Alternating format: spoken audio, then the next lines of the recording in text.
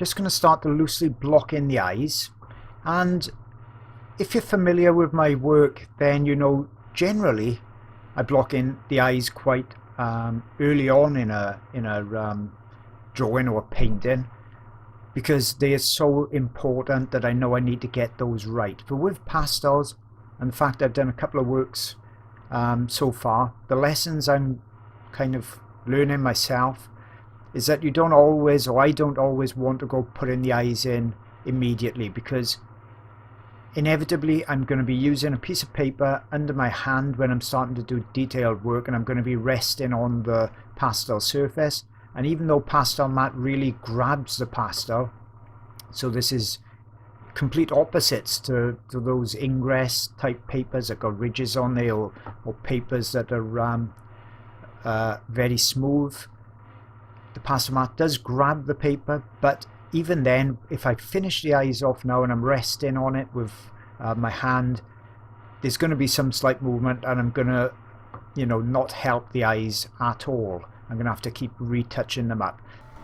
So I've zoomed right in a bit closer now so that I can work on this eye, and you can see some of the details on it. Going in with a carbothello black, so re-establishing or punching up that black now.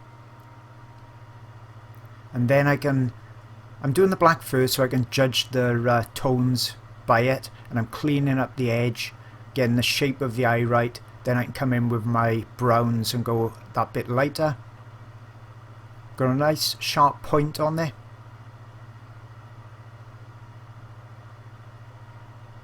I could have used a stick for this as well and sharpened that up, but a little bit easier with a pencil.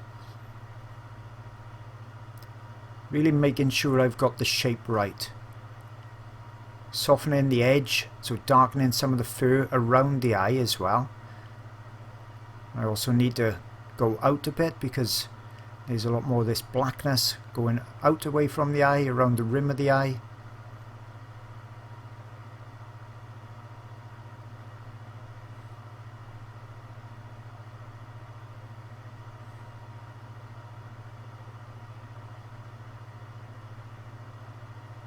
Also I'll block in the pupil as well, get that shape a bit better.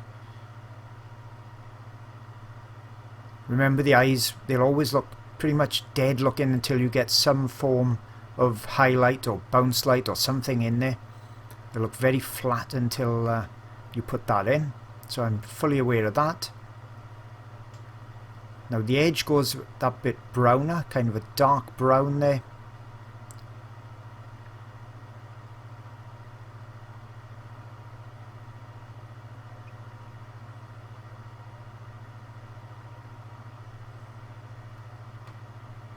Then I'm using the black very lightly, skimming over the surface just to darken that colour, because in these sets of pencils, and I got a few different sets now, none of them at all has got a very dark brown. They've all got this kind of chocolatey brown. It looks very brown on the end of the pencil, but when you actually put it on, it's more of a chocolatey reddish brown. Nothing is a real dark, neutral, strong brown. So I'm having to put the brown on and then subdue it with the black. Now lightening up with this colour. It's kind of a raw sienna or an ochre colour. I'm not sure what exactly the colour is, because as I said, I don't look at the pencils at all. I don't look at the numbers or anything on them. And now I've gone lighter, because we've got a bit of a lighter ring around the eye. And that kind of brings it to life that bit more, gives it that piercing stare. It's a bit too rigid at the moment, but I can come in with this stump that came with the Conte sticks. And basically it's just your normal paper stump, so it's rolled up paper, so it's quite hard. And that pushes the pastel into the paper more than spreads it out. So that's just softening and pushing in.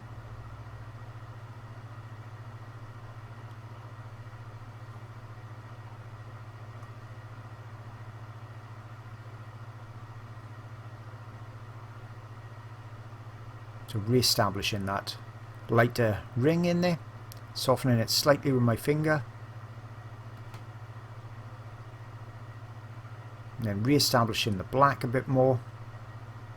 See, it's just playing around with the colours. This is what I said to you now. It'd be impossible for me to turn around all the time and say raw sienna 231, dark brown 238, yellow ochre 124, black 199 and things like that.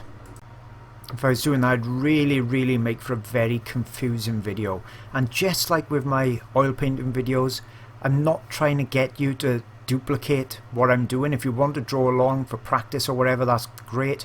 But you know, the whole idea of these videos is to show you techniques so you can then do them in your work, and then you haven't got to worry about anybody telling you which colour paint or pencils to use, because you're using your own brain and your own eye to teach yourself how to see these colours in amongst your pencils.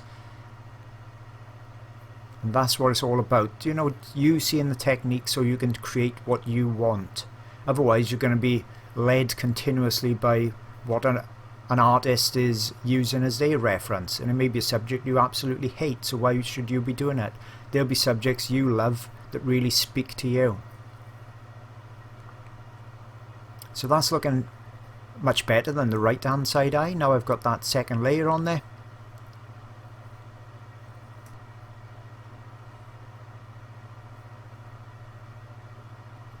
Now I'm going to start to put in this subdued light on the top. So I'm putting a blue in first, because what I want is kind of a subdued bluey grey on top, and it's a colour that's not there again. So put in the blue in, and then I can put the lighter shades of, say, a grey on top and get that bluey grey. And that's the way you've got to work with pastels. You know, you're never going to have every single colour and tone. And some of this blue goes under the eye as well to create that wet look underneath. And then as soon as I start to put this grey on, it's kind of in two dots as well. And I'm going very lightly, building up pressure on it. You see the eye will come to life straight away, even at this early stage. See, and that's the difference then between the two eyes on there. Just 5 or 10 minutes work.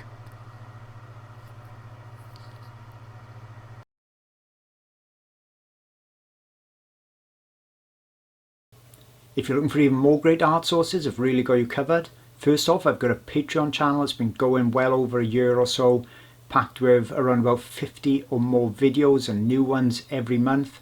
Lots of the videos are many hours long, so you can see they're really in-depth. Subjects such as turtles, birds, elephants, big cats, you name it, it's on there. So that's my Patreon channel.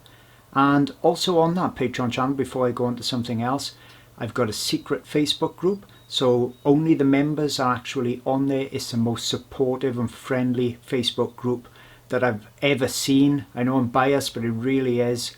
We've got 400 or 500 members on there, and they all help each other. So that's a great added bonus. That comes free with it.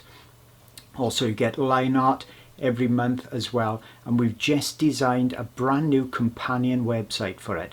So if you've joined other Patrons and channels and you found it very difficult to navigate around, we got this free website that comes with it. All the videos are now just a single click away. Couldn't be any easier than it is.